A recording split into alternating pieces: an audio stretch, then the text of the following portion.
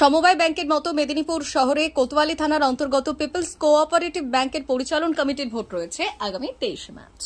আর এই পরিচালন কমিটির ভোটে সিট সংখ্যা 51টি।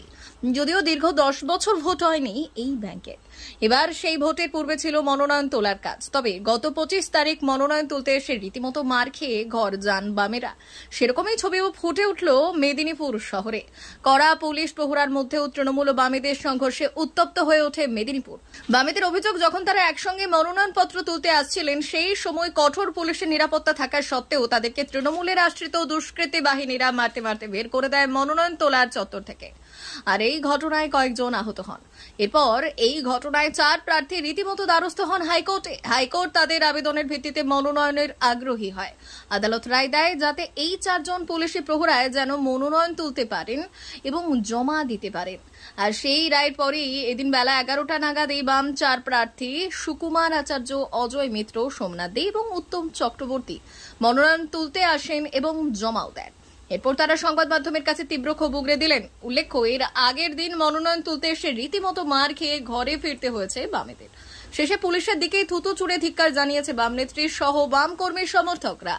মহামান্য কলকাতা হাইকোর্টের কাছে আবেদন করেছিলাম যে এই জায়গায় এরা ভোট নির্বাচনে আমাদের দাঁড়াতে দিচ্ছে না, মারধর করেছে। পরপর 2 দিন ধরে ভিডিও ক্লিপিং সব দেখানো হয়েছে।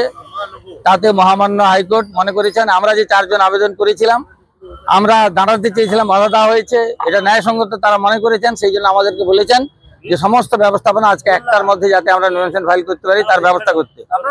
এই আমরা 4 জনের অনুমোদন আজকে পেয়েছি, কেন 4 জনই কালকে করে দাঁড়িয়েছিলাম।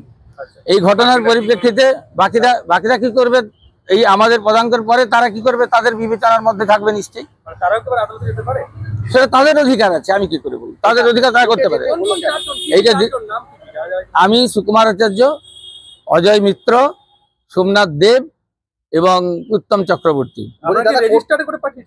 না, আমরা আশিটা না, আমরা ডাইরেক্ট নমিনেশন ফাইল করতে এসেছিলাম। তারপরে আমাদেরকে তাড়িয়ে দেওয়া হয়, আমরা কোর্টের দ্বারস্থ হই, আমরা ডকুমেন্ট দিয়ে হাজির করাই।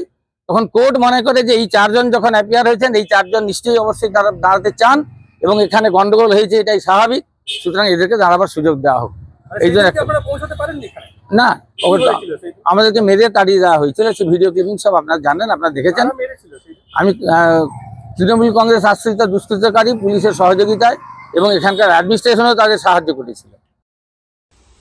D news, Medinipur.